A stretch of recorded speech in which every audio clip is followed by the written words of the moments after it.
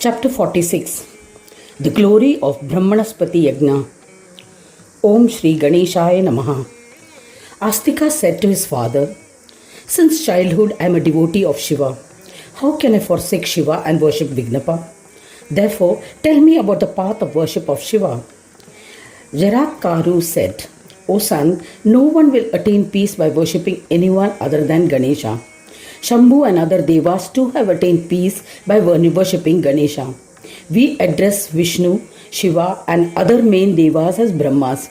But the Vedic scholars have said that Vedas have clarified that they are an amsha of Ganesh. Yogis may attain peace by meditating on them, but this peace is minuscule and is not absolute. It is believed that Brahmanaspati Ganesha bestows peace to peace. Sing bhajans of Ganesha as ordained and you will be blessed with peace." When Sri Ganesha is endowed with Maya, he has 5 forms. Sat, Asat, Sama, Neti and Swananda are the 5 differences due to Maya. When he is devoid of Maya, he is only one form, the Ayoga form. When he is devoid of Maya, he is not differentiated into 5 forms. Both these states, being endowed and devoid of Maya, are an illusion.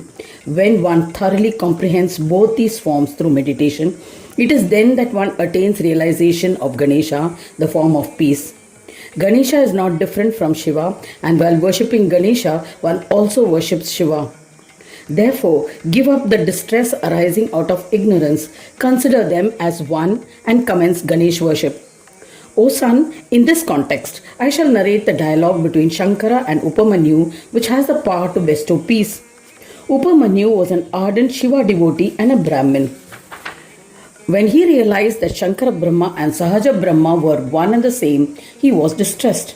The learned Mahamuni approached Shankara and with palms joined in reverence said, "Shankara Brahma is Swadhina Brahma, self-dependent.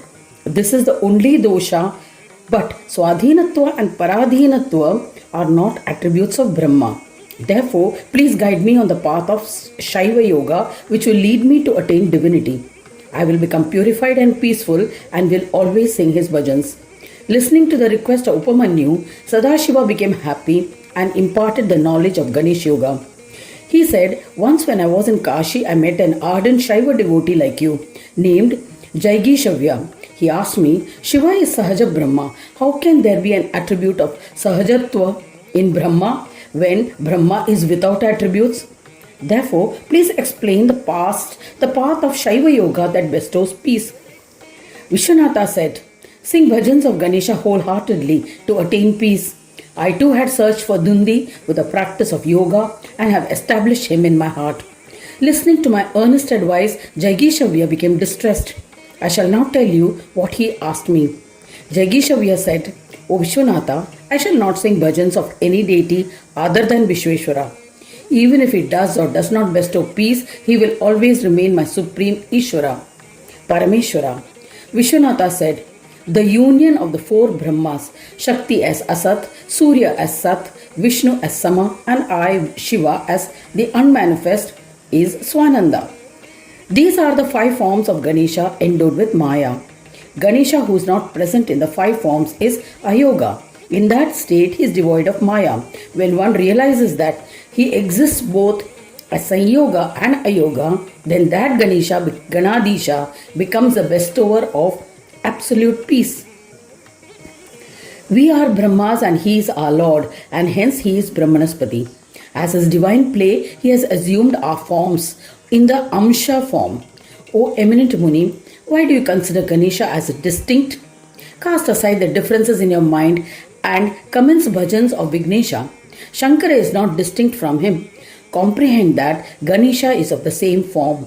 Having explained this, Shankara ritualistically initiated him into the 6-syllabled Sadakshara mantra of Ganesha so that he could meditate on Ganesha.